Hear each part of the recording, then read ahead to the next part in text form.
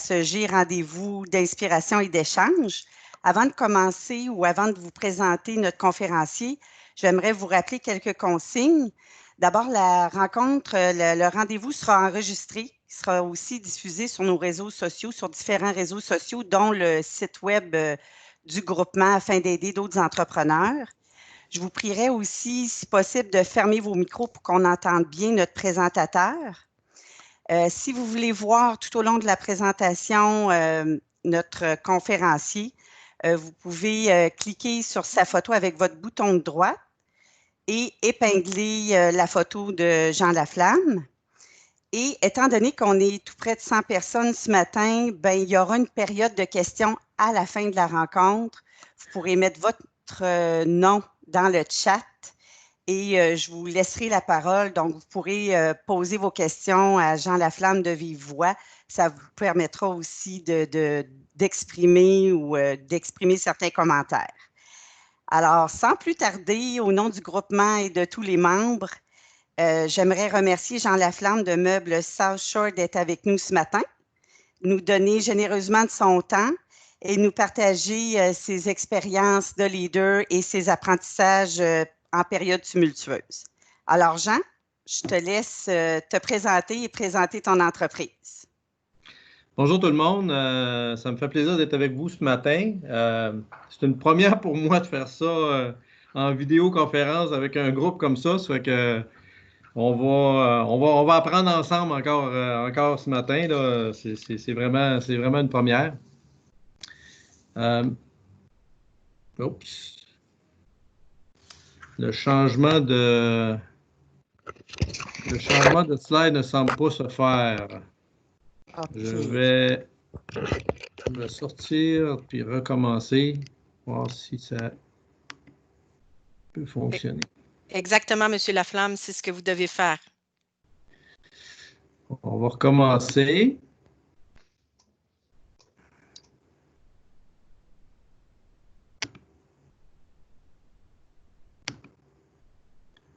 Est-ce qu'on voit la présentation? Pas pour l'instant, Jean. Pas pour l'instant. Je vais attendre quelques secondes. Qu'est-ce que vous voyez là? Non, on voit tout le monde. On voit tout le monde. Bon.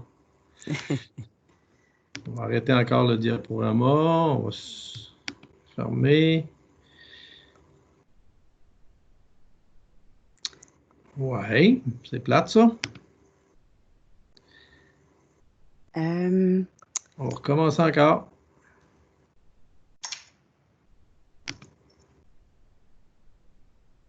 Ah, ça semble vouloir fonctionner, Jean. Ah oui, là, on le voit. Bon, on va voir si ça... OK, on peut changer. Parfait. Ah, yes, ça fonctionne. Donc, mon objectif aujourd'hui, c'est de créer plus de questionnements dans vos têtes. Je vous encourage à prendre en note les questions. Je pense que c'était la façon qu'on voulait procéder. Corrige-moi si je me trompe, là, ou tu préfères que les gens m'interrompent pendant la présentation? Ben, une ou l'autre, moi, ça ne me dérange pas.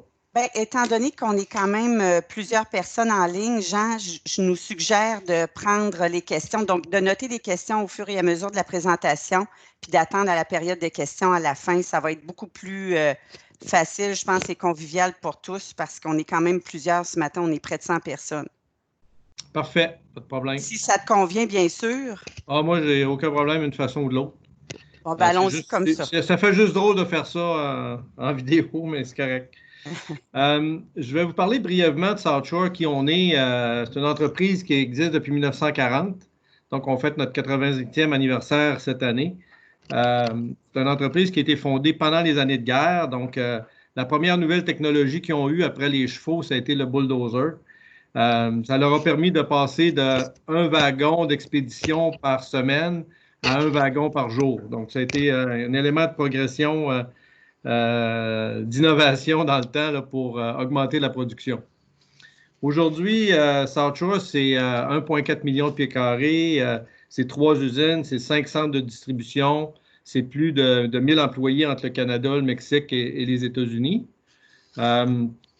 South Shore, c'est 1200 items, près de 10 000 meubles expédiés par jour en période de pointe dans 10 catégories de produits différents.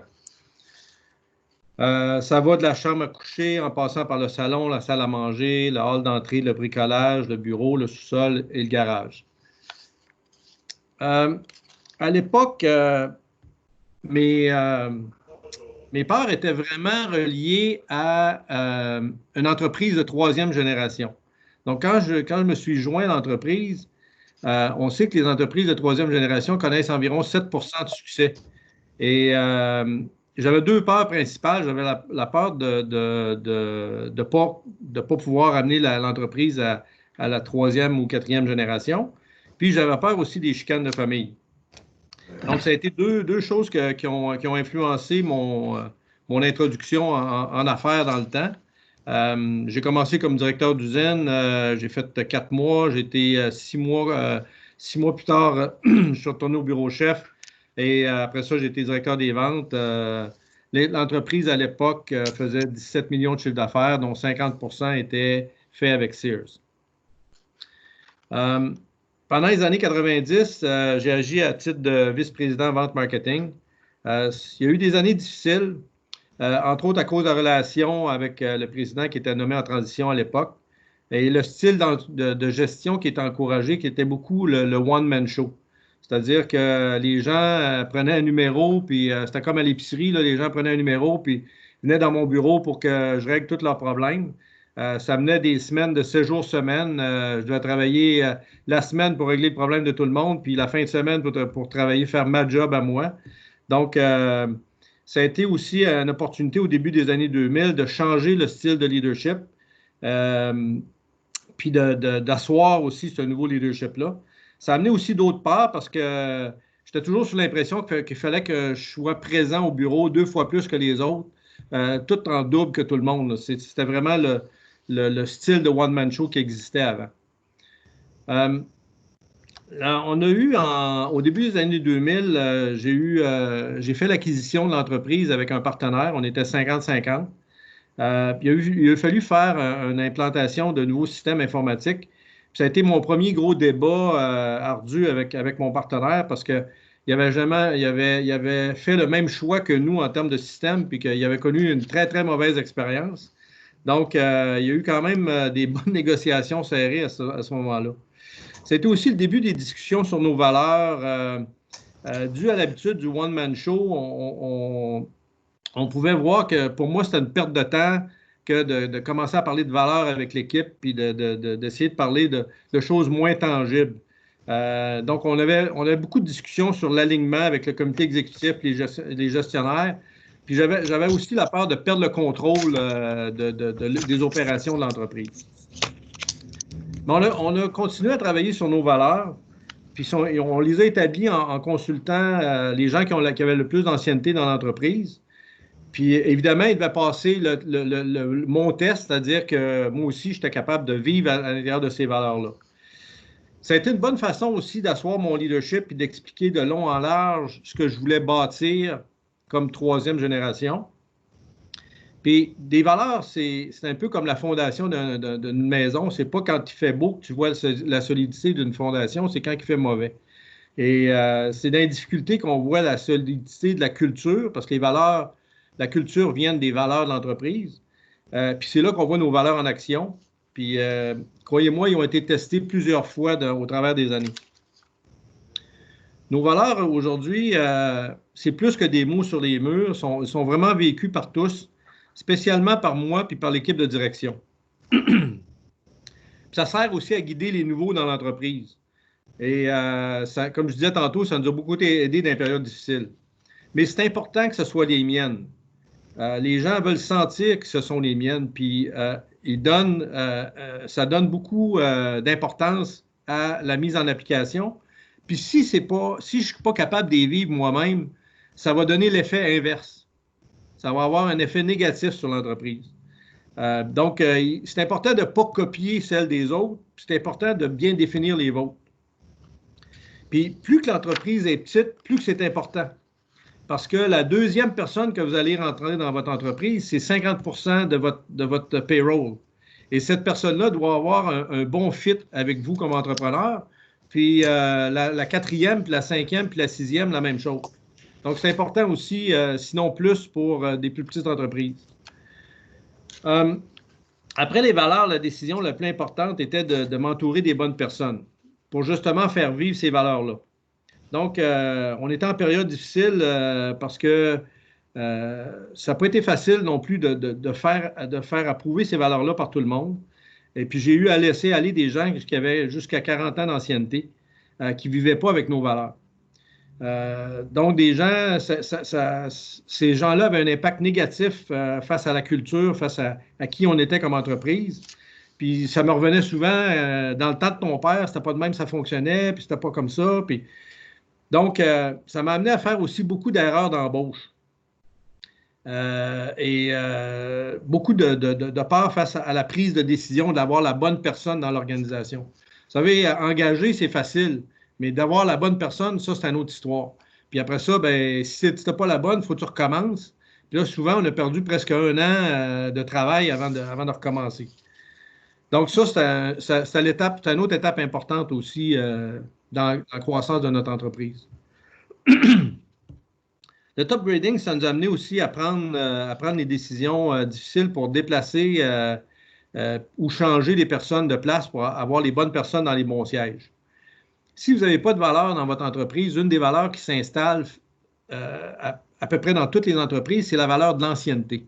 Mais l'ancienneté, ce n'est pas une valeur. Tu peux avoir des gens qui sont là depuis longtemps, qu'à chaque fois que tu as le dos tourné, ils te plantent un couteau dans le dos. Tu peux avoir des gens qui sont là depuis 6 mois, puis qu'il y a un bon fit avec l'entreprise. Donc, c'est l'attitude face au changement que les gens prennent. On engage souvent pour les aptitudes, puis on renvoie pour l'attitude, peu importe l'ancienneté. Et ça s'applique spécialement aux superstars.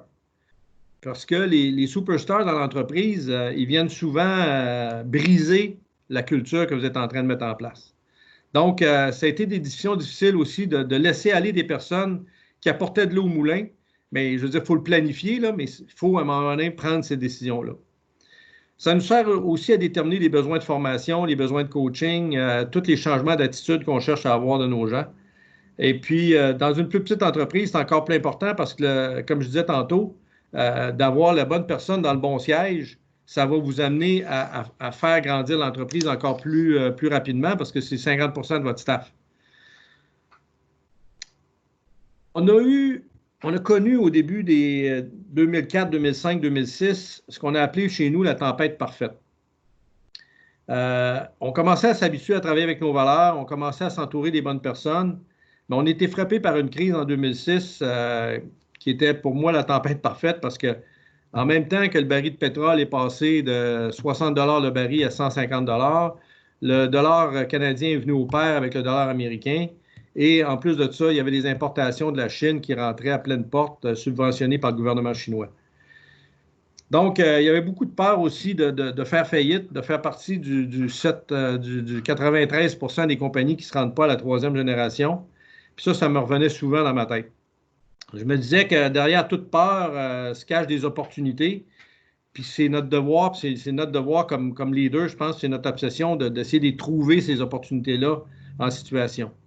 Et je vais vous dire que c'était pas évident de rester motivé durant cette période-là. Quand tout ton modèle d'affaires prend le bord, c'était pas évident de trouver la solution qui nous amenait à la prochaine étape. Puis le clou sur la cerise sur le sundae, on a eu la crise financière en 2008 qui est venue en plus aggraver la situation.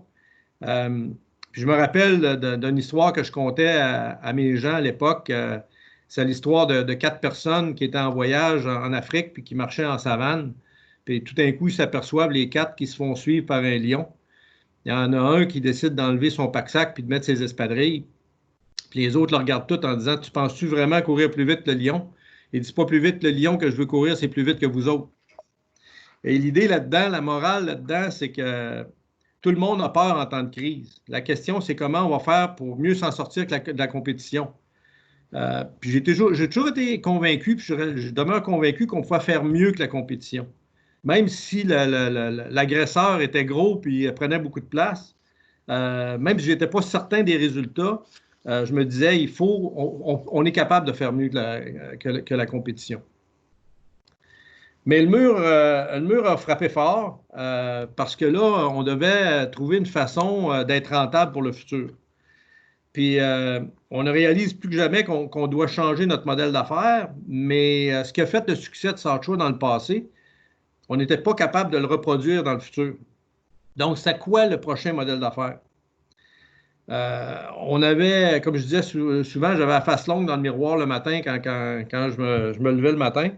Mais il ne fallait pas que ça paraisse quand je rentrais au bureau. Il fallait que j'arrive là motivé puis avec des idées. Et la question qui me revenait souvent, puis je dirais c'est la question qui me tient encore réveillé aujourd'hui, c'est à l'époque, on faisait tout le temps les mêmes actions. Puis quand on faisait face à une récession, ben, on se mettait en mode attente, on se mettait sur le neutre, puis à un moment donné, ben, l'économie repartait, puis on repartait avec l'économie, puis c'est comme ça qu'on a passé les récessions des années 80-90.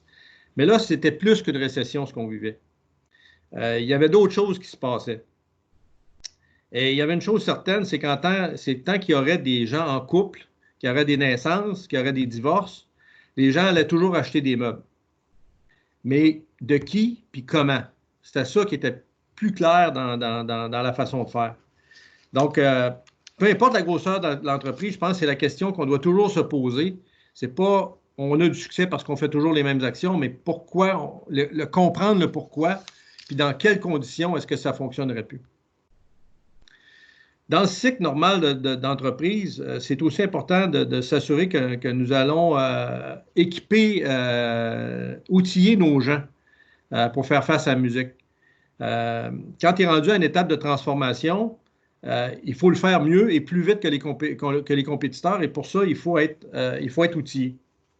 Dans notre cas, on était dans une zone de turbulence avec un début de vision de la nouvelle croissance, mais le volume qu'on faisait dans le web à l'époque était tellement petit qu'on ne pouvait pas soutenir 3 usines, 900 familles. Pas besoin de vous dire que la peur était dans le piton parce que moi, j'avais une crainte là, de ne pas être capable de faire survivre les 3 entreprises qu'on avait au Québec à l'époque et les 900 familles qui vivaient, qui dépendaient de ça. Ça, c'est sans compter tous les sous-traitants avec qui on travaillait.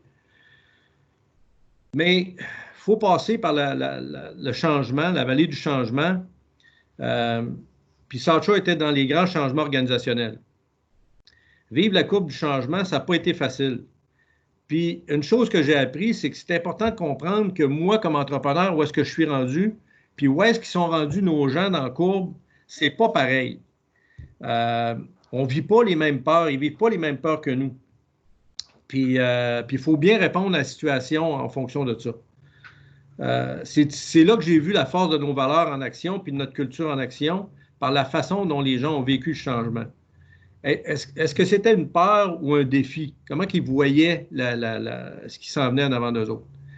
L'autre chose importante, c'est que souvent, nous, ça va cogiter dans notre tête pendant longtemps, une semaine, 2 semaines, un mois, puis là, à un moment donné, on arrive un lundi matin au bureau, puis il dit, bon, ben, voici ce qu'on fait.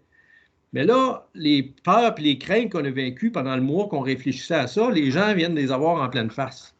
Fait qu'il faut comprendre où est-ce qu'ils sont rendus dans la vallée du changement, puis accepter que ça va prendre peut-être un petit peu plus de temps, mais prendre le temps de les informer, puis prendre le temps de les guider là-dedans. Donc, comme leader, c'est comment je réagis au changement.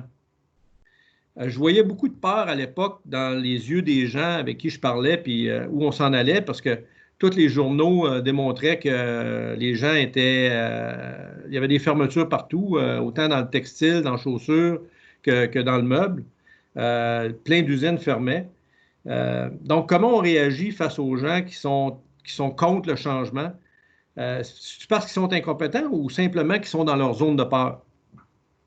La gestion des peurs s'applique à des compagnies de 2 personnes, de 1000 personnes, ça s'applique à même des individus, des familles. Mais c'est juste plus difficile, plus que tu es gros comme entreprise, plus que c'est difficile de discerner les peurs. Il faut les assumer jusqu'à un certain point. Est-ce que vous avez trop de peur ou trop de confort? T'sais? On passe tous des périodes dans chacune de ces zones-là. C'est normal.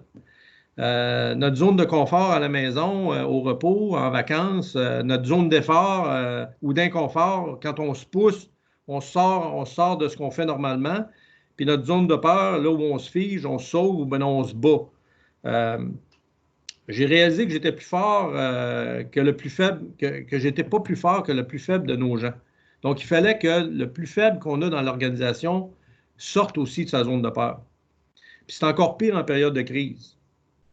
En assumant que j'avais fait les bonnes décisions au niveau des bonnes personnes d'un bon siège, bien là, qu'est-ce que je fais pour les développer, pour les transformer leur peur en courage? Et c'est là que, même dans nos organisations, ça s'applique. Et où mon organisation? Parce que là, votre organisation, c'est la somme de vos gens. Donc, où sont vos gens? C'est là qu'est votre organisation. Donc, les valeurs, la culture, le style de leadership, est-ce que ça encourage la prise de risque? Est-ce que mes gens, mon organisation, ont peur de faire des erreurs, peur de se faire juger? Encore ici, ça s'applique à toute grosseur d'entreprise. Et ce que tu veux comme individu, c'est de les amener nos gens à sortir, à rentrer dans leur zone d'inconfort, dans la zone d'effort, dans la zone de courage, pas dans leur zone de panique ou dans leur zone de peur, ni les laisser dans leur zone de confort. Donc, le courage de gestion, c'est pas le même que du courage au hockey ou du courage à la guerre. C'est différent. C'est un courage d'essayer des choses, de bâtir la confiance, de dire les vraies choses. Je devais les supporter par un filet de sécurité. Quand ils étaient dans leur zone de peur, il fallait que je les supporte dans leur zone avec un filet de sécurité pour développer leur confiance. Mais les laisser faire leur apprentissage lorsqu'ils étaient dans leur zone d'effort et leur zone de courage. Les coacher, oui, mais les laisser prendre des décisions, faire des erreurs. Puis, pour l'organisation, c'est encore là, c'est la même chose.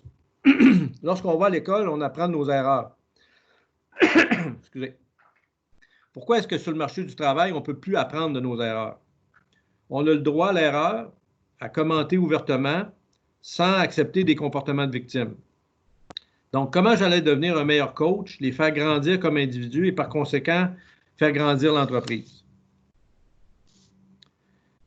Développer le courage en baby step, ça commence par changer notre propre comportement.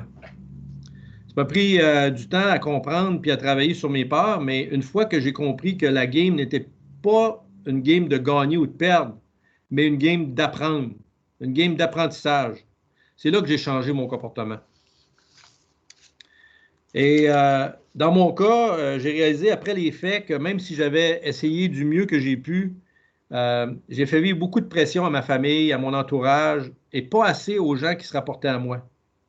Parce que lorsqu'ils venaient me voir, ils agissaient beaucoup en victime. Puis moi, j'agissais en sauveur. Moi, j'étais là pour sauver la situation. Je prenais la décision pour eux autres, puis je les envoyais à le faire. Puis ça ne fonctionnait pas, bien, c'était de ma faute, évidemment. C'était ma décision d'être entrepreneur. J'ai choisi cette job-là, pas ma famille. Je me suis trouvé des activités pour relaxer.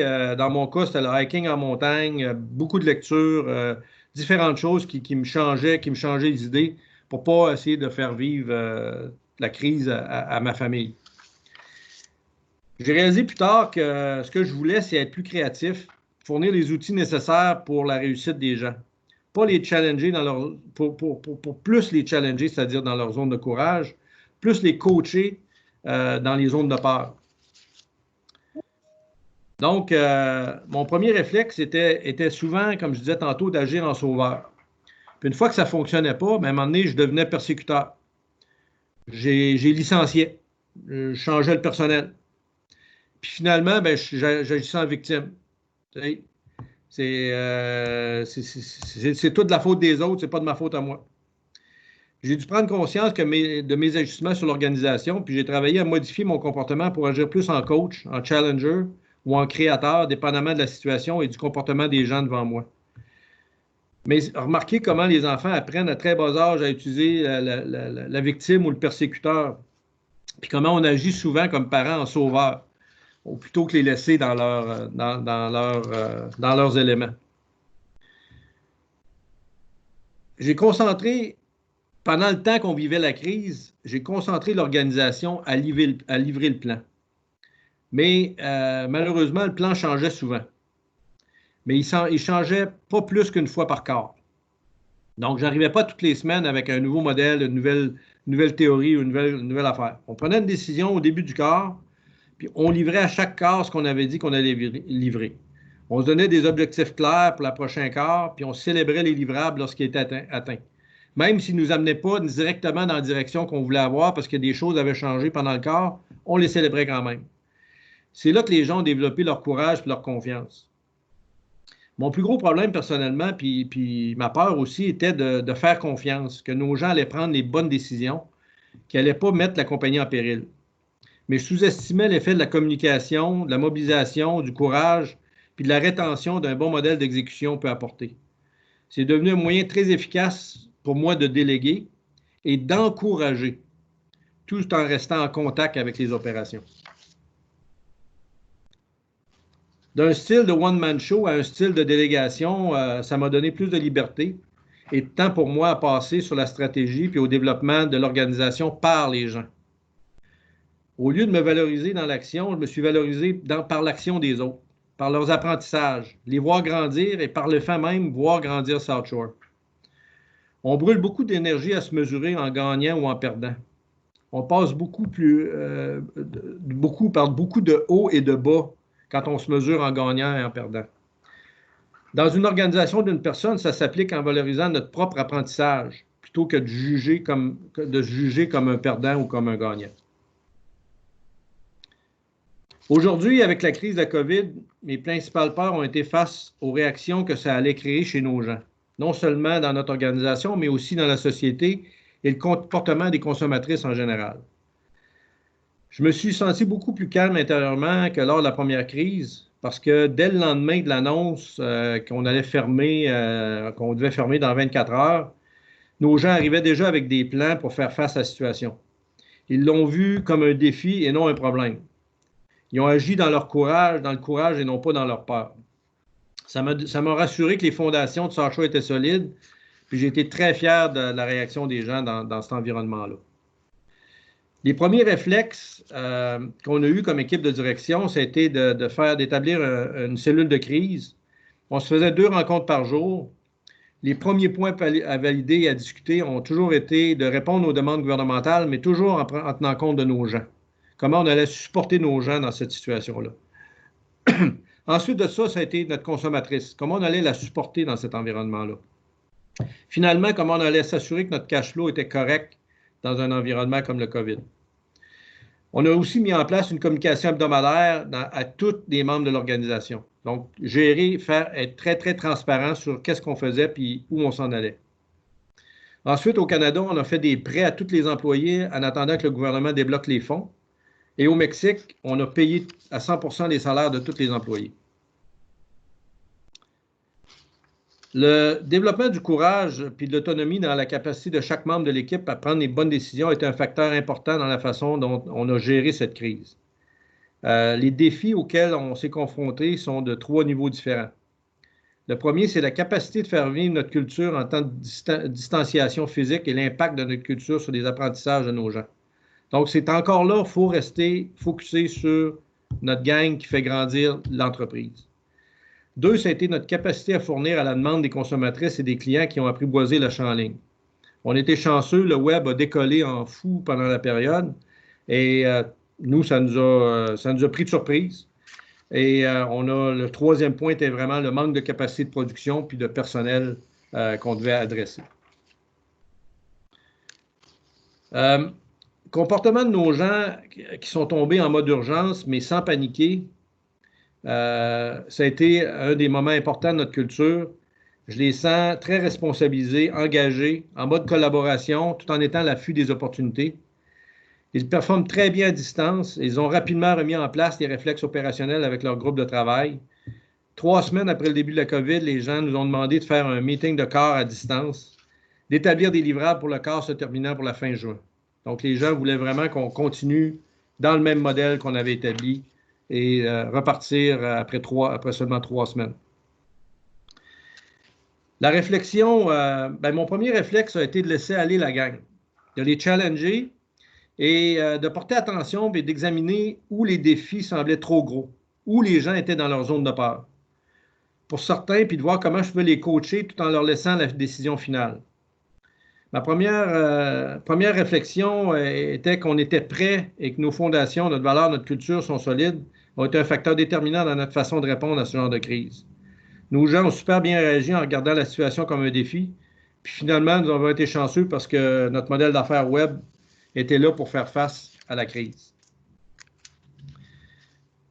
Donc, chez South Shore, on est parti pour une année record avec un mois d'avril qui a augmenté de 90 de croissance, plus de 300 d'augmentation sur nos sites transactionnels directs aux consommateurs. Mais là, on s'est mis à se questionner sur pourquoi on ne pourrait pas partager notre modèle d'affaires et nos connaissances.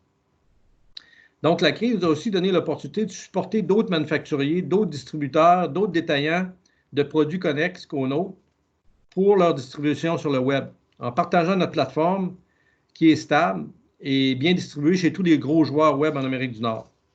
Donc, plus que le panier bleu, pour nous, on voulait parler d'innovation bleue. Il ne faut pas oublier, avec la tendance web pour le futur, on est encore mieux placé pour l'après-COVID. On a un défi de trouver des façons de célébrer des petits accomplissements puis encourager notre culture dans un mode de distanciation. Mais les jeunes ont trouvé des façons de célébrer les résultats, le retour au travail, l'équipe de COVID, les 5 à 7, le grand défi Pierre Lavoie avec 180 participants, 13 000 km d'effectuer, tous les anniversaires, les records, les dîners de distanciation, etc. Avoir du succès, mais tout en créant de la valeur. On compare souvent le succès en affaires au succès dans le sport. Le problème, c'est que dans les sports, il y a un délai déterminé pour décider d'un gagnant et d'un perdant. En affaires, il n'y a pas de délai pour déterminer le succès. C'est un marathon à l'infini. Ce n'est pas un sprint. On développe nos business avec une mentalité de perdre et gagner, au lieu de l'état d'esprit d'apprendre dans le succès comme dans la défaite. Lorsqu'on a un état d'esprit d'apprendre, on grandit comme individu. Et lorsqu'on fait grandir tous les individus de notre entreprise, on ferait grandir l'entreprise. Mais ça ne veut pas dire d'accepter les erreurs répétées ou celles qui vont mettre l'entreprise en péril. Au contraire. Donc, ma définition du succès est beaucoup autour de l'apprentissage, puis je tente le plus possible de demeurer humble dans ces apprentissages-là. Donc, mes grands apprentissages, je n'ai parlé beaucoup de la valeur, des cultures, des bonnes personnes dans les bons sièges, d'encourager les gens, donc de mettre les gens dans un environnement de courage, développer le courage, visionner le succès, un peu comme les sportifs, c'est visualiser le endgame. Au lieu de se coucher et de se réveiller dans le milieu de la nuit en sueur froide avec un paquet de problèmes qui souvent ne se matérialisent pas le lendemain matin, je prends le temps de me faire une vision de c'est quoi, pour moi, la définition du succès, comment je vais la vivre avec les autres personnes autour de moi, quelles sont les émotions que je vais ressentir, le lieu, les apprentissages qu'on va faire, etc. La rendre le plus réelle possible, puis je me concentre sur cette vision tout en me couchant le soir ou si je me réveille dans le milieu de la nuit. Être en mode apprentissage, c'est aussi pratiquer la résilience. On ressort plus fort de nos expériences, on cherche le défi, l'opportunité de la situation dans notre industrie. Plus que notre entreprise, on regarde au large de notre industrie. La question que je pose, puis je le posais, que ce soit une petite entreprise, une grande entreprise, puis même au niveau familial, quand je parlais avec ma blonde, puis souvent je voyageais, puis elle me disait un peu ce qui était arrivé aux 4 enfants à la maison, puis là je lui disais, bien, est-ce qu'il y a un danger physique pour le jeune?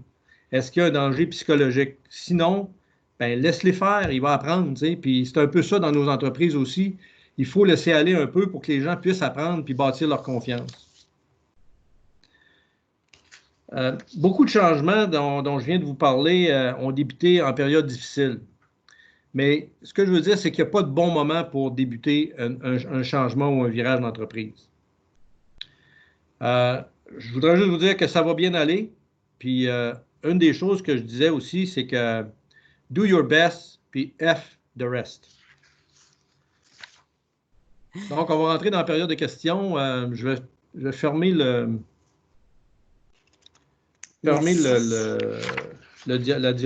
diaporama. Je ne sais pas comment vous voulez fonctionner pour la période de questions. Bien, ce que je suggère, ce serait, comme on disait tout à l'heure, peut-être d'indiquer vos noms ou d'indiquer vos noms dans le chat. Puis, on vous laissera poser vos questions à tour de rôle, si ça vous convient, bien sûr. Comme ça, ce sera beaucoup plus convivial. Vous pourrez poser vos questions Donc, de c'est vive toi qui voix. vas contrôler le chat? Je ne le contrôle pas, mais je pourrais donner la parole à chacun. Jean, si ça te convient, est-ce que tu es confortable comme ça? Moi, je peux faire ça. Alors, je vous invite à soit écrire votre nom. Il y a une petite main aussi sur… J'avais 2 questions peut-être que j'ai reçues avant la rencontre que je peux peut-être répondre pendant le temps que les gens se préparent. Absolument, Jean. Alors, on te laisse… Il y en a une qui disait, parfois, il est difficile de faire des choix comme abandonner une ligne de produits, une catégorie de clients, un marché que nous avons depuis longtemps. Plus on a mis de temps, d'argent et d'énergie sur quelque chose, plus il devient difficile de s'en départir. Aussi, il peut y avoir des pertes durant le changement, des coûts d'opportunité. Dans cet ordre d'idée, quels ont été les changements les plus importants à surmonter? Chez nous, je te dirais que les changements les plus importants ont été de passer d'un mode de production de masse à personnalisation de masse. Et ça a amené des changements majeurs dans l'ensemble des usines.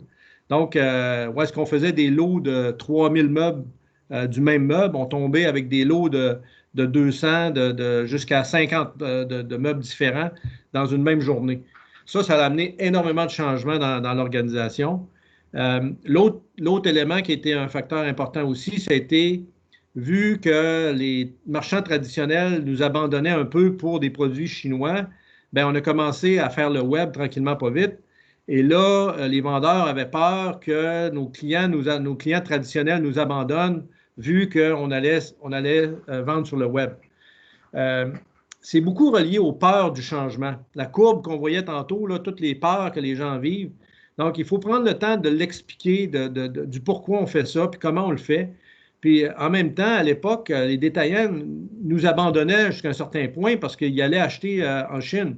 Donc, il fallait nous-mêmes se protéger puis faire ce qu'on avait à faire. Donc, malgré qu'il y avait un potentiel de conflit là, on a tenu notre position, puis on a dit, garde, nous, l'avenir, c'est par là que ça passe, puis on va continuer comme ça. Et les gens ont continué à acheter de nous autres quand même, jusqu'à un certain point. Il y en a qui ont décidé qu'aussitôt qu'on a ouvert notre site, ils ont dit non, on ne fait pas affaire avec vous autres. Mais de toute façon, la business descendait tellement vite dans le secteur traditionnel, puis ça montait aussi rapidement dans le nouveau secteur web.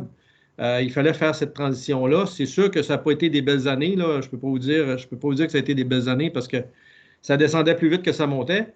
Mais quand ce qui a monté a dépassé ce qui descendait, là, ça s'est mis à monter très vite aussi. Donc, je ne sais pas si ça répond à la question de la personne. Je n'ai pas le nom de la personne, là, mais je ne sais pas si ça répond à sa question. La deuxième question que j'avais, c'est comment implanter efficacement le modèle Gazelle Rockefeller Habit pour une meilleure gestion de la croissance et une exécution efficace du plan stratégique lorsque les membres de la direction n'ont pas de scolarité et démontrent de la réticence sur l'implantation de la méthode. Premièrement, pour ce qui est de la scolarité, ça n'a rien à voir avec la méthode Gazelle. Donc, la méthode Gazelle, là, ça s'applique partout. Nous, on le fait à toutes les étapes. On le fait en usine. On le fait à toutes les étapes de l'organisation. Ça commence à 7 heures le matin dans chacune des usines. Ça va à l'ensemble des contremaîtres. Ça va à l'ensemble des gestionnaires. Jean, juste 2 minutes. Oui? Non, c'est qu'il y a quelqu'un qui a un micro ouvert et on entend des petits-enfants parler. Alors, on t'entend mal. Si c'était possible de fermer vos micros quelques minutes, juste le temps que Jean réponde à la question. Merci beaucoup. Désolée de t'avoir non, il n'y a interrompu, Jean. Aucun problème. Donc, c'est ça, c'est que ça s'applique à tout le monde, puis on le fait à chacune des étapes. Nous, l'équipe de direction, on le fait à midi moins quart. On a toute l'information qui s'est passée dans l'usine le matin ou dans les centres de distribution ou au niveau des ventes, à toutes les étapes de l'organisation. Puis, on se parle de ça, on se parle d'opération vraiment une fois par jour. La semaine, à chaque meeting de semaine, là, on va faire une rencontre où est-ce qu'on va parler du plan du corps. Nos livrables qu'on a parlé dans le corps, puis nos chiffres de la semaine précédente. Au mois, on va faire les états financiers, on va parler plus administration, on va faire des présentations aussi avec les gestionnaires, puis on se sert aussi de ça pour faire un petit peu de formation au niveau de nos gestionnaires. Et au quart, ben là, on revise le plan du quart qui vient d'être livré, puis on se prépare le prochain quart. Puis une fois par année, ben, on fait notre planification stratégique. Mais la réticence à l'implantation de la méthode, ben, je reviendrai dans la zone de peur qu'on parlait tantôt. Les gens ont peur du changement. Donc, qu'est-ce qui les retient? C'est-tu le côté théorique de la chose? Donc, allons plus en pratique. T'sais, on va prendre la formation d'équipe avec des gens spécialisés dans la méthode, puis l'implantation à petite dose. T'sais, chez nous, ça a pris 2 ans à faire ça. Là. C'est 2 ans que moi, il fallait que je m'implique à chacune des rencontres pour démontrer l'importance de la rencontre. Puis une fois que ça a été parti, c'est plus arrêtable. Là. Les gens, je ne pourrais pas arriver aujourd'hui et dire on arrête cette méthode-là et on s'en va faire d'autres choses. Non, ce ne serait pas acceptable. Donc, l'autre exercice qui peut être pratique à faire avec l'équipe de direction que tu parles, ce serait de faire les 5 dysfonctions d'une équipe. C'est un bon outil à faire, ça, qui amène aussi les raisons du pourquoi les gens ont peur du changement et ils ne veulent pas avancer. Puis évidemment, ben, d'avoir des valeurs claires, une culture d'apprentissage, ben, ça aide aussi à faire face à des défis. Je ne sais pas si ça répond à la question. Je n'avais pas le nom de la personne non plus. Oui. Jean, il y a Marie-Josée, je pense qu'il veut faire du pouce sur cette question-là. Sinon, on va avoir des questions dans le chat, mais juste pour voir si Marie-Josée veut faire du pouce sur celle-ci. On ne t'entend pas, Marie-Josée, ton volume est fermé. Pourtant, tu es habituée. Oui, c'est ça. Je pensais que tu n'avais pas le droit de me poser de questions, toi. Oui. Mais en fait, pour le bénéfice des membres, Jean, ce que tu viens de dire, les 5 dysfonctions d'une équipe, c'est une thématique au groupement. C'est un thème qui peut être adressé dans vos clubs. Vous pouvez le demander à votre accompagnateur. Il y a déjà des accompagnateurs qui ont adressé ce thème-là en club. Fait que ça peut être assez intéressant de regarder quelles sont les principales dysfonctions dans toutes les diverses rencontres, réunions des différents départements. Là. Puis, Jean, moi, concernant le top grading, les dysfonctions, etc., les 5 dysfonctions, je voulais savoir, est-ce que vous avez été aidé par un consultant externe? Comment vous avez fonctionné pour l'implanter à l'interne? Bien, dans le cas des 5 dysfonctions, j'ai lu le livre, j'ai repris le livre, j'ai refait des questions. On a monté un questionnaire interne où est-ce qu'on se cote nous-mêmes. Puis c'est le même qu'on l'a fait. À l'époque, là, on remonte à pas mal de temps, il n'y avait pas de consultant au Canada qui existait. Même chose avec le Rockefeller Habit, c'était un produit américain qui n'existait pas au Canada. Donc, on l'a fait. Il y avait un consultant de Toronto qui nous aidait de temps en temps, là, mais c'est pour ça que ça a été long. On n'avait pas de coach. Puis, dans le cas du top grading, ça, on l'a fait. C'est vraiment pas compliqué, le top grading. C'est puissant, mais c'est pas vraiment compliqué.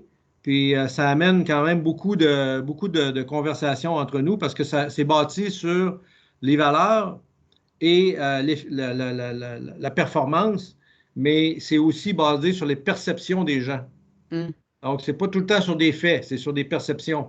Mais ça demeure quand même un outil assez puissant.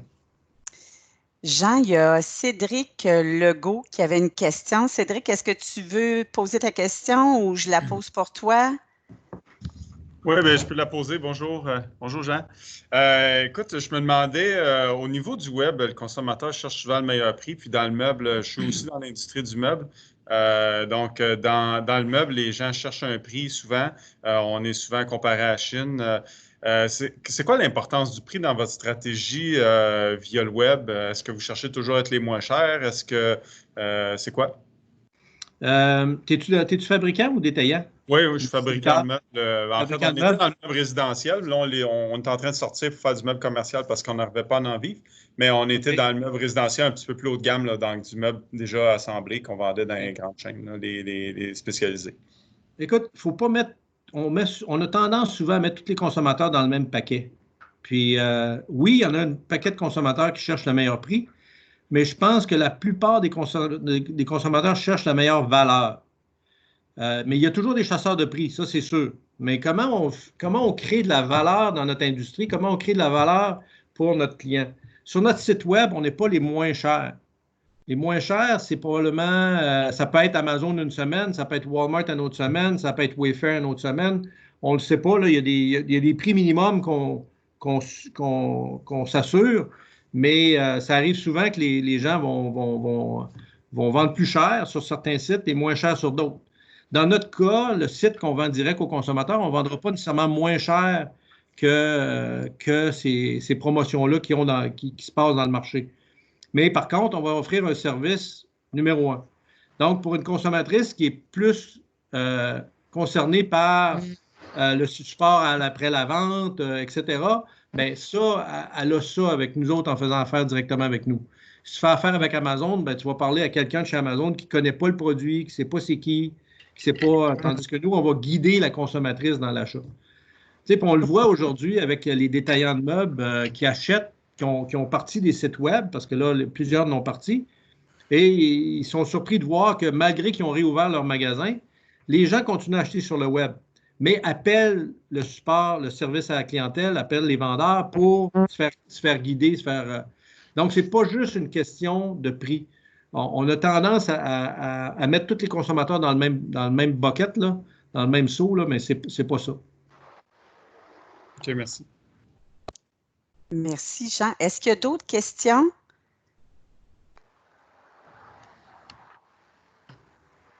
C'était trop clair ou c'était pas clair? C'était très clair et très inspirant. Est-ce qu'il y a quelqu'un d'autre qui aurait des questions, Marie-Josée? Oui, moi, je peux t'en poser une? Non. Oui, tu as le droit. En fait, tu sais, je regarde le contexte de première crise qui était plus sectoriel. Qu'est-ce qui a été le réflexe après la crise? Qu'est-ce qui a été ton réflexe de dire, OK, là, on vient de passer à une route de gravel, il y avait des méchants trous.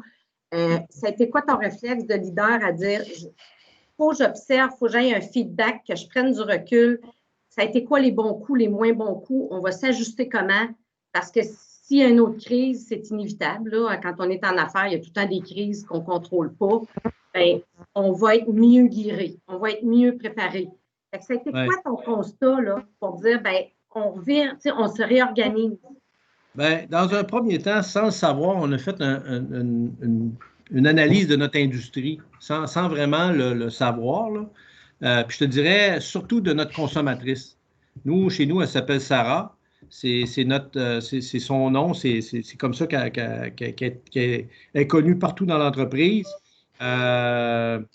Puis on voulait vraiment que nos gens, dans la fameuse courbe de peur, on voulait vraiment faire comprendre à nos gens qu'on va travailler pour la consommatrice et non plus pour un détaillant.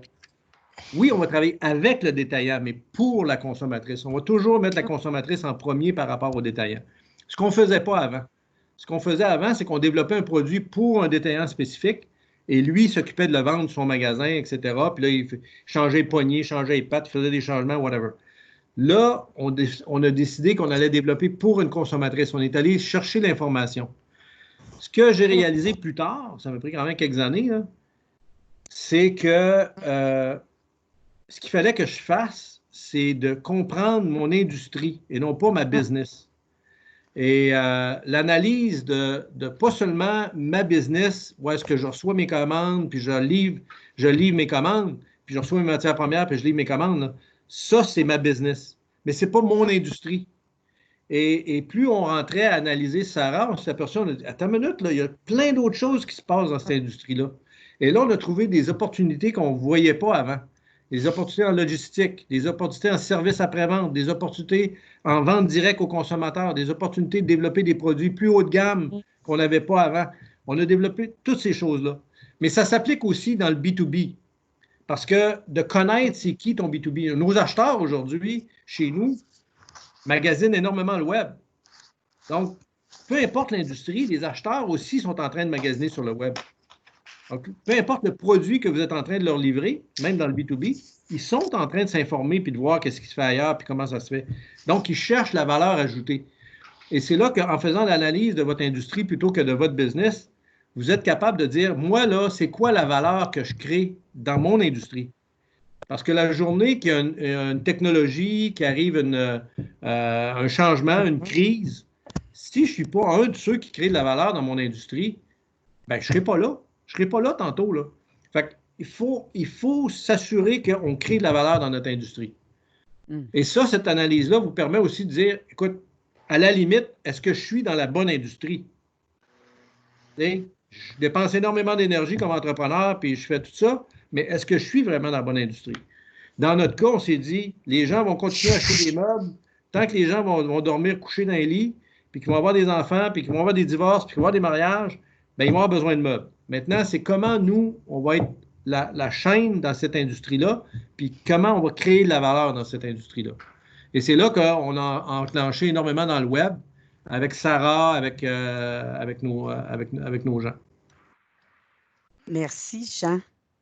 On a Daniel. Ah, Marie-Josée, j'avais d'autres questions. Est-ce que tu voulais poursuivre ou… En fait, il y a une main levée. C'est Patrick Morissette qui a la main levée. Puis après ça, il y a les questions qui sont rentrées.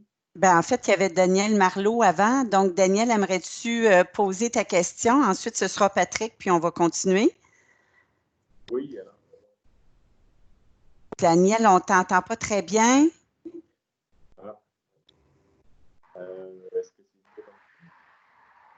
Sinon, je vais poser la question pour toi si tu ne vois pas d'inconvénient. Peut-être un dernier essai, puis sinon, je vais la poser pour toi. OK. Peut-être te rapprocher de ton micro. Ouais, je vais essayer de m'approcher comme ça. Non, ça ne fonctionne pas. Tu peux-tu la taper puis l'envoyer les gens, puis ils vont me la poser? S'il vous plaît. Donc, je vais y aller avec une autre question, Daniel, puis aussitôt que tu vas l'avoir tapée, je reviens avec toi si tu ne vois pas d'inconvénient. Patrick, tu avais une question? Patrick Morissette? Bonjour Jean, merci beaucoup d'avoir pour le partage très apprécié et généreux. J'aimerais en connaître un peu plus sur votre réalité et votre lecture liée au télétravail. Moi, je suis en distribution de mobilier de bureau. Vous avez un segment qui touche ça. J'aimerais connaître comment ça se passe chez Chartshore. Est-ce que ça existe toujours le télétravail? C'est toujours présent ou pas? Et quelle est votre lecture de l'industrie par rapport à ça? Ben oui, le télétravail demeure. Moi, je suis au bureau aujourd'hui, mais on est peut-être 10 sur 150. Ça fait que les gens sont encore tous en télétravail. On ne voit pas vraiment de retour avant le mois de septembre. Et là, on verra si on peut être à 1 mètre. Là, ça fait une différence. À 2 mètres, c'est plus compliqué. C'est sûr que chez nous, ce qu'on ne veut pas, c'est une éclosion dans notre environnement. Donc, on va être très, très prudent. Moi, je pense que le futur du COVID, ça va être long et ça va être très, très… les gens vont l'adresser de façon par zone, là, très spécifique. Il y en a qui ont commencé à traiter ça par codes postaux. Donc, quand il y a une éclosion d'un code postal, ils ferment le code postal au complet plutôt que de fermer. Donc, on voit qu'il y a toutes sortes de façons de faire là, qui s'en viennent. Puis probablement des entreprises aussi, si jamais il y a des éclosions, ils vont fermer des entreprises. Donc, il faut faire attention à ça. Par rapport aux meubles de bureau en tant que tel, moi, je pense que le bureau à la maison va demeurer. Évidemment, ça l'explose dans notre environnement. Le bureau à la maison va demeurer, mais il va revenir un équilibre entre les deux. C'est certain que s'ils gardent le 2 mètres de distance, bon, les gens, j'écoutais Fauci aux États-Unis, puis lui, il ne garantit pas pantoute qu'on va trouver un vaccin. Là. Il n'est même pas sûr que ça va peut-être même devenir une maladie, cette affaire-là, puis ça va falloir apprendre à vivre avec dans un environnement qui est comme ça. Donc, si ça reste à 2 mètres pour le restant de nos jours, ben, les bureaux vont avoir à prendre plus d'espace pour mettre des gens dans leur bureau. Par contre, si ça revient à 1 mètre, moi, je pense que de s'attendre à ce qu'il y ait un 50% bureau, 50% maison, ça risque d'arriver. Par contre, j'en parlais avec un autre entrepreneur dernièrement, puis il disait, tu sais, il dit, l'innovation, puis les gens qui sortent justement de leur zone de confort pour aller dans la zone d'effort, là, je le sens moins depuis que, tu sais, on travaille à la maison. Là. Il manque ce petit hump-là, tu sais. Puis ça, je suis d'accord avec lui. Tu sais, je disais tantôt, la zone de confort, là, quand tu rentres chez vous, là, moi, ça me prend 20 minutes de me rendre chez nous. Là. Le petit 20 minutes que je m'en vais, là, tu sais, il me semble que je descends, là, puis quand je m'en reviens, je me crains là, pour ma journée au bureau, puis tu sais, plein d'affaires dans la tête, puis plein de choses qui se passent. Ça, ce petit moment-là, il est comme perdu. tu descends, tu rouvres une pièce, tu rentres dans une pièce, ou tu sais, à la limite d'avoir une pièce fermée puis isolée pour faire ça sur sa table de cuisine. Puis l'autre chose, au niveau de se pousser, c'est que j'ai comme l'impression que ça va être plus difficile dans le futur d'avoir de l'innovation ou d'amener les gens dans leur zone d'effort, les gens dans leur zone de courage en distanciation.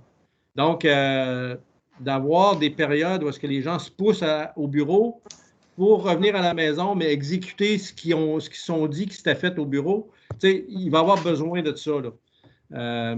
Nous, on le voit beaucoup par nos rencontres de corps, puis nos rencontres de semaine qu'on fait, des suivis, puis tout ça. Ça se fait, ça se continue. Les gens, ils font ça en ligne, puis il n'y a pas de problème. Mais les gens qui ne font pas partie de groupe, parce que ce n'est pas toute la compagnie qui font partie de groupe de priorité, ceux qui font partie de groupe priorité, bien, sont dans le run, sont dans l'exécution, puis on sent peut-être un petit peu moins d'innovation. Mais il est encore tôt pour le dire, là, mais c'est ce que je perçois. Là. Merci. Ça répond à ta question, Patrick? Oui, très bien. Merci, Jean. Okay, good. Merci, Jean. Merci, Patrick. Alors, Daniel, j'ai ta question ici. J'en suis à l'étape où effectivement, je suis le soutien de tout le monde. Je trouve particulièrement difficile de sortir de mon rôle de sauveur. Dans ton expérience, quelles ont été les étapes clés ou les comportements clés que tu as changés? Des laisser dans leur caca. Excuse l'expression, là, mais c'est un petit peu ça. C'est qu'à un moment donné, là, c'est un peu comme un enfant qui commence à marcher, tu sais. Je ne sais pas si vous avez fait ça, vous autres, là, mais nous, on en a 4, là. Fait qu'on a commencé avec nos doigts, puis on le fait marcher, puis à un moment donné, on a mis des carottes, puis à un moment donné, on a lâché les carottes. Puis là, il continue à marcher de même avec les 2 carottes dans les mains, là, comme s'il y avait nos doigts dans les mains. C'est un petit peu je disais la théorie des petits pas, là. C'est ça, c'est de les remettre tranquillement dans des situations où est-ce que tu renvoies la balle, tu leur dis, regarde, va réfléchir à ça, puis reviens-moi avec une proposition. Puis là, au lieu de dire la réponse, puis c'est long, je te le dis, là, moi, là, je n'avais des crampes dans l'estomac, la langue me virait 4 fois parce que je l'avais la réponse en 30 secondes de où est-ce que je voulais qu'il aille. Puis tu peux penser que c'est une perte de temps, mais cette petite perte de temps-là que tu vas investir dans les 3, 4, 5, 6 prochains mois va tellement te bénéficier dans les années suivantes, là, c'est l'enfer. Et c'est là, que tu dis, bon, ben, il faut que je commence, puis ça va faire mal, tu sais, quand je vais commencer, parce que je sais que je ralentis un petit peu l'organisation, je ralentis. C'est sûr qu'il y a des décisions majeures à prendre sur ta business, tu n'as pas le choix, il faut que tu fasses avancer la business. Mais à un moment donné, moi, j'ai atteint un chiffre d'affaires qui faisait que même à 7 jours semaine, ça ne marchait plus. Là. Je n'étais plus capable. Là, ça ne fonctionne pas. Puis ça dépend des entreprises. Il n'y en a pas deux pareils. Puis ça dépend de la complexité et tout ça. Là. Puis à un moment donné, je me suis dit, ben là, c'est moi qui vais péter aux frettes ou ben non, il faut que je change ma méthode. Donc, c'est ça qui a été l'élément déclencheur. Et le modèle Gazelle m'a donné un petit peu confiance à comment je pouvais déléguer tout en restant en contact puis de tomber dans un mode de coach. Puis, j'ai fait beaucoup de lectures là-dessus personnellement pour changer ma méthode parce que j'arrivais d'une méthode one-man show là, pas mal forte. Là, fait que il fallait vraiment que je fasse un virage à 180. Mais aussi, tu t'es peut-être pas entouré des bonnes personnes. Fait qu'à un moment donné aussi, ce qui est arrivé, entre le virage que j'ai fait, ça s'est fait sur plusieurs années, mais il n'y a plus personne qui était là quand j'étais en one-man show que quand je suis tombé en mode délégation. Parce qu'à un moment donné, tu pousses, mais les gens tombent beaucoup en mode victime, tombent en mode persécution, puis là la roue tourne, puis ils font juste virer là-dedans. Puis c'est sûr que pour eux autres, ça va être un gros changement de ne plus devoir prendre les décisions. Là. Fait que, est-ce qu'ils sont capables de faire le step? Ça, c'est à toi de le définir. Puis une fois, ça, tu peux les faire évaluer à part, ça peut te donner un guideline. Puis de faire une formation avec quelqu'un qui va venir t'accompagner là-dedans, toi et ton équipe, à dire, ben maintenant, vous prenez des décisions puis vous avancez là-dedans. Le triangle que je vous ai présenté, là, ça aussi, ça existe, là, c'est un petit livre qui existe là-dessus. Vous pouvez lire là-dessus, il y a des coachs aussi qui font ça. Là. Est-ce que ça répond à la question, Daniel? Oui, est-ce que tu avais une autre question? Merci, c'est bien gentil. Merci. Ton micro va beaucoup mieux. Là. Il y avait Vincent qui a une question. Vincent? M'entendez-vous bien? Très bien, Vincent. On Très bien. t'écoute.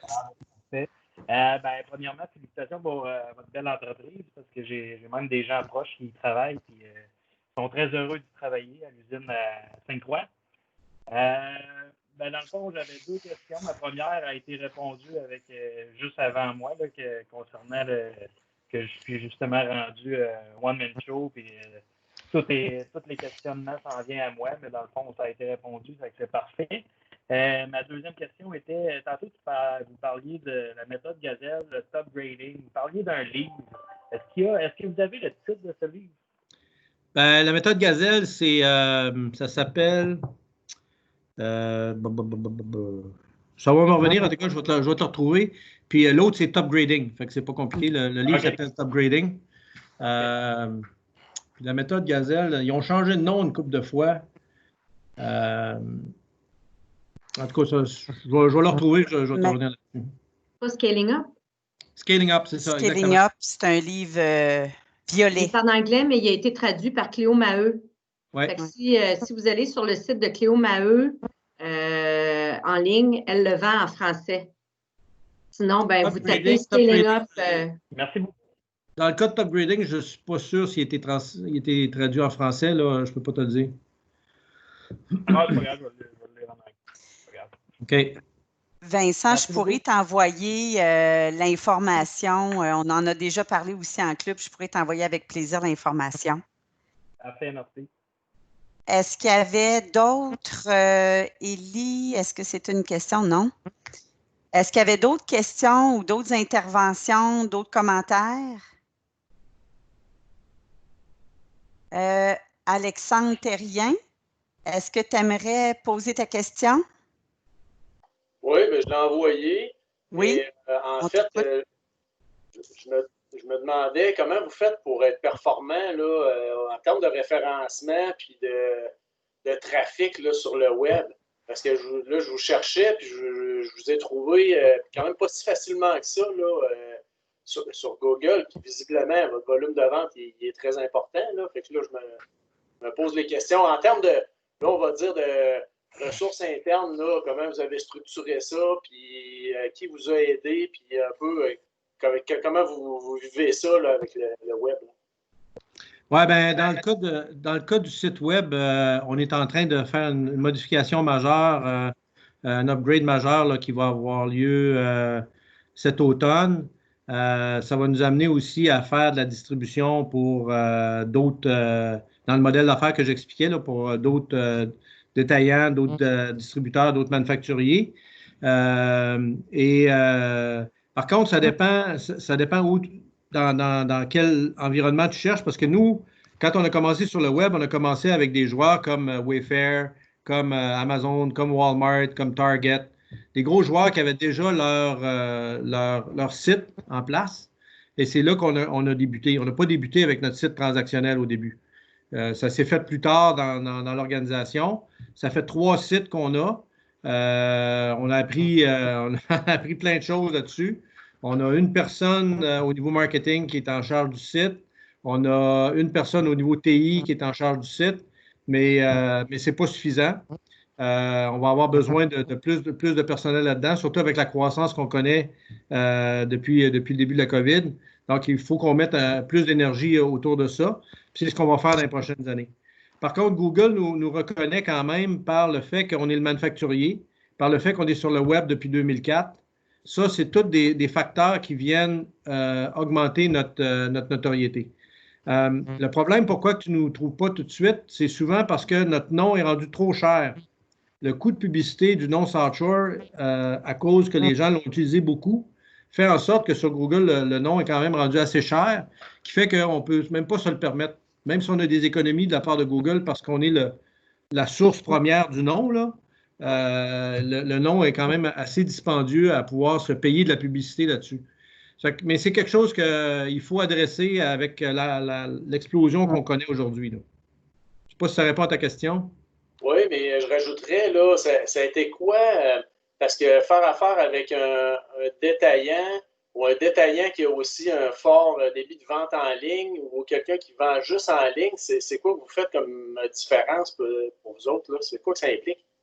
Bien, il faut comprendre aussi qu'on était au début. Quand on a commencé en 2004, Wayfair, ça s'appelait CSN Stores. Ça faisait 250 000 de chiffre d'affaires. Ils font 10 milliards aujourd'hui.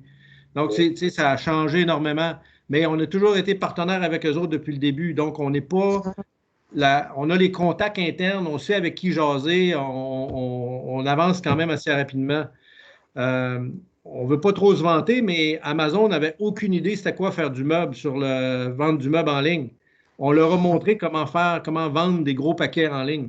Amazon, 95% de ce qu'ils font, c'est des petits paquets. Ils n'étaient pas structurés pour faire du gros paquet. Donc, c'est nous qui avons développé tout le réseau de logistique pour les supporter. Walmart, c'était les enfants de Sam Walton qui ont parti le site walmart.com. Et Walmart avait dit aux enfants, ben, si vous voulez vous amuser avec les sites, allez-y, il n'y a pas de problème. Mais après quelques années, ils ont racheté parce que c'est gros. Donc, maintenant, nos contacts sont avec les entreprises directes, les acheteurs directs, plutôt qu'avec quelqu'un qui veut rentrer chez Amazon aujourd'hui. Il faut que tu passes par un méchant réseau avant d'arriver à parler à quelqu'un. Tu vas parler juste par chat ou par email pendant 2-3 ans avant d'arriver à parler à quelqu'un. Mais nous, on est positionné déjà depuis 2004. Donc, c'est ce qui fait qu'on est bien placé par rapport à ça. OK. Merci. Jean, il va y avoir Daniel qui a une question, mais juste avant, tout à l'heure, vu que c'est en lien avec la question qu'on vient d'entendre, tu parlais tout à l'heure de la plateforme puis de l'aide que vous apportez maintenant à votre secteur d'activité. Est-ce que tu peux nous en parler un petit peu? Oui, bien, comme je disais tantôt, on a après les 2-3 semaines d'instabilité, puis là qu'on a vu l'explosion que ça prenait, on avait déjà réfléchi à un projet dans le temps qu'on n'avait pas mis de l'avant, mais qui était d'amener des entreprises québécoises à distribuer leurs produits en Amérique du Nord et d'avoir les réseaux rapides. Un des problèmes qu'il y a de s'en aller de vendre sur le web, c'est qu'il y a beaucoup de variables. Il y a beaucoup de facteurs qui viennent varier. Ça peut être la photo, ça peut être la mise en ligne, ça peut être le prix, ça peut être les étoiles que les consommateurs te donnent. Il y a plein de variables qui font en sorte que c'est difficile pour quelqu'un qui part de savoir c'est quoi qui ne marche pas dans mon site et comment je fais pour vendre. Fait que, on s'est dit, on pourrait, nous, utiliser notre plateforme qui est très stable, qui est très utilisée, puis qui est répartie, qui est vendue, qui est distribuée partout en Amérique du Nord, pour supporter des gens qui sont dans des produits connexes aux nôtres. On ne peut pas faire, évidemment, je ne sais pas moi, vendre des chaussettes, là, on n'a pas ces contacts-là, mais dans tous les autres produits qui sont connexes aux nôtres, on a les contacts. Donc, tout ce qui est dans une maison, si on peut dire, là, tout ce qui peut être utilisé dans une résidence, on a des contacts pour ça. Donc, on a parlé tout simplement entre nous, puis à un moment donné, il y a des journalistes qui sont intéressés à ça. On a commencé à en parler avec des journalistes. Là, ça a fait boule de neige, puis là, aujourd'hui, ben, beaucoup de gens nous appellent pour dire qu'est-ce qu'on pourrait faire, comment on pourrait le faire. Ça peut être à différents niveaux. Il y en a qui ont dit on voudrait juste valider que notre produit est accepté par la consommatrice, valider notre prix, valider notre positionnement.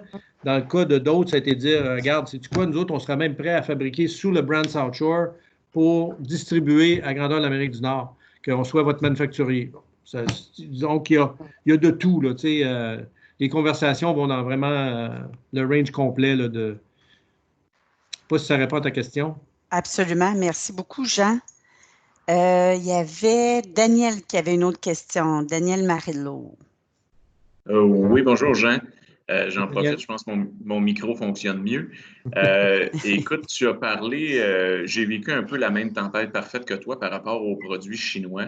J'aurais aimé ça voir, toi tu l'as vécu quand même avant moi. Nous, les pneus chinois, ça a commencé à peu près en 2013. Et puis, c'est notre compétition directe maintenant.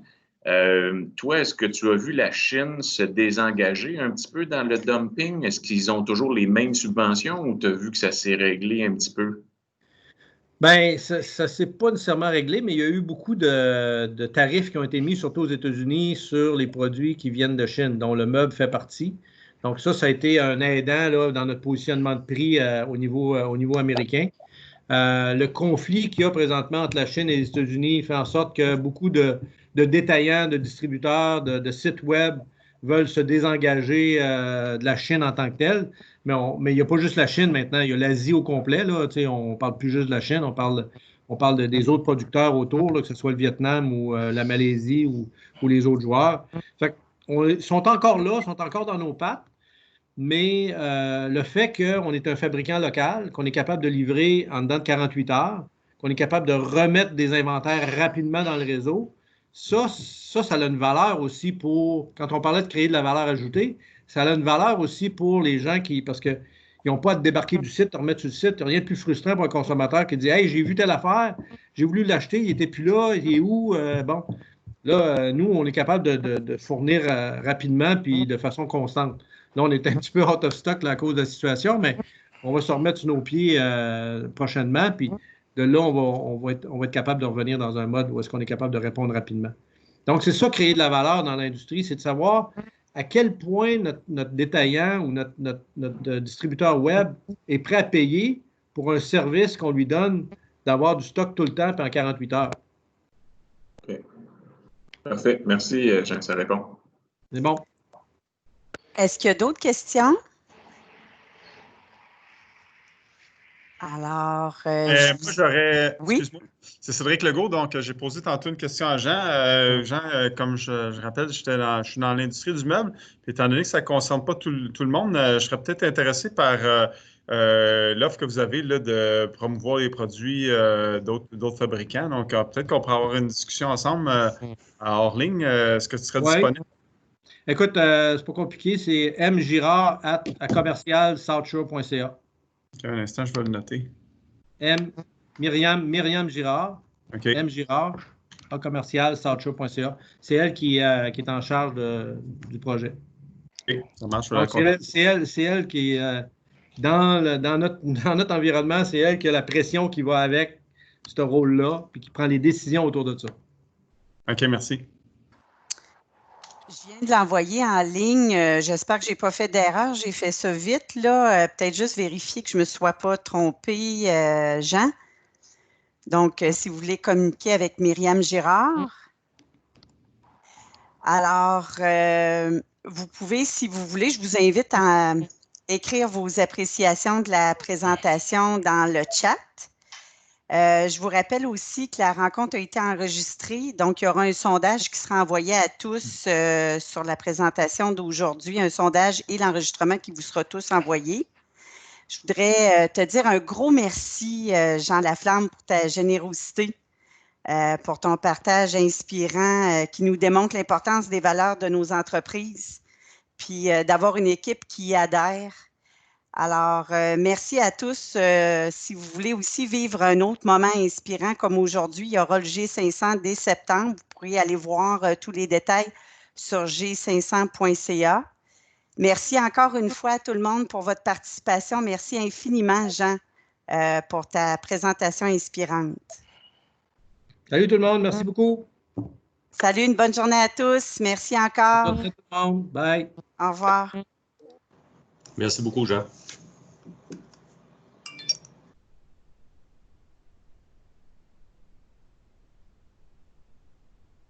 Anso? Oui, je suis toujours là. Bonjour Vincent, bonjour GC7.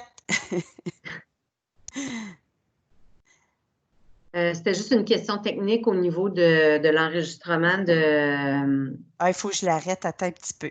Non, Linda s'est rebranchée, là. Je lui ai écrit. OK, mais je le fais, là. Tiens, c'est fait.